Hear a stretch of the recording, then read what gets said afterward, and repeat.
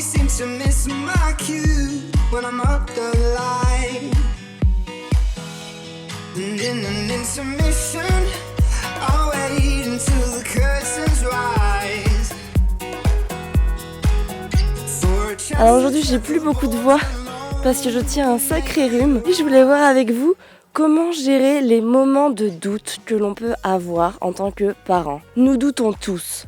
Je doute, j'imagine que vous doutez, j'imagine que vous connaissez des gens qui doutent également. C'est naturel car on est dans une société très très hétérogène et donc on entend des choses négatives, d'autres choses positives et après on juge tout ça.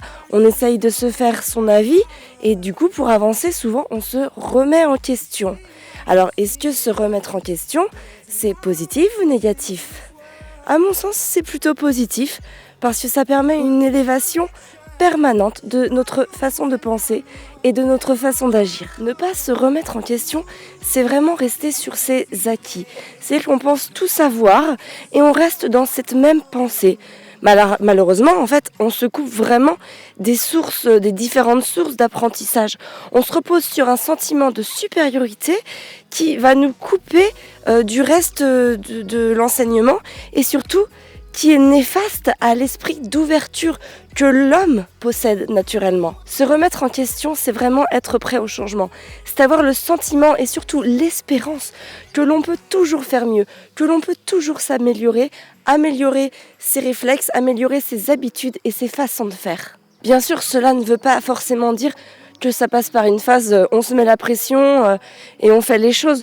Non, au contraire, il faut savoir savourer l'instant présent.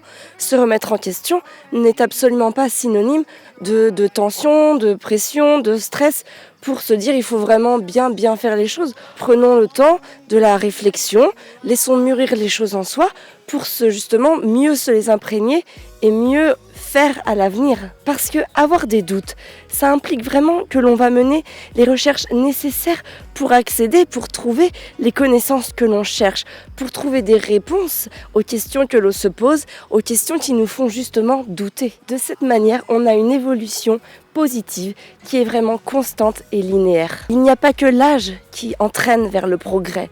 Il y a aussi notre faculté à regarder et observer le monde qui nous entoure. Parce que trop souvent, le vrai problème, c'est d'avoir peur de se sentir inférieur en regardant ce qui se passe autour de nous, d'avoir en quelque sorte un complexe d'infériorité en pensant toujours que l'on n'arrive pas à faire aussi bien que ce qui se passe chez les autres. Avec Fabien, nous sommes des êtres humains totalement normaux et lambda. Nous avons aussi nos périodes de doute. Pour que le doute ne s'installe pas et qu'il ait une redondance positive, qu'il nous amène à construire et à évoluer quelque chose dans le temps, voici nos 3 axes de réflexion qui nous aident à chaque fois que l'on doute. La première, c'est s'entourer de choses positives. Alors par choses, j'entends les livres, les sources d'information et même nos proches. Écoutez vraiment la critique constructive. Parce que le négativisme au sens propre du terme ne sert à rien ni à personne, soit nous fait stagner et peut même nous faire reculer. Donc on écoute les choses, les gens, on lit des choses, mais on essaye de s'imprégner d'un environnement positif. La deuxième, c'est s'approprier les choses, c'est-à-dire ne surtout pas chercher à copier ou à faire exactement pareil que par exemple une source d'inspiration. Au contraire, il faut s'en imprégner pour trouver son propre équilibre. Il faut prendre le temps, ne pas se mettre la pression, vraiment essayer de s'imprégner des choses pour qu'elles s'ancrent en nous et nous aident à trouver de nouveaux repères. Et enfin, la troisième chose, c'est s'informer continuellement. Alors évidemment avec de l'information de qualité, c'est un petit peu redondant avec la première phase de réflexion que je vous ai proposée, parce qu'il faut vraiment faire la part des choses, trouver des sources d'intérêt et surtout des sources de qualité.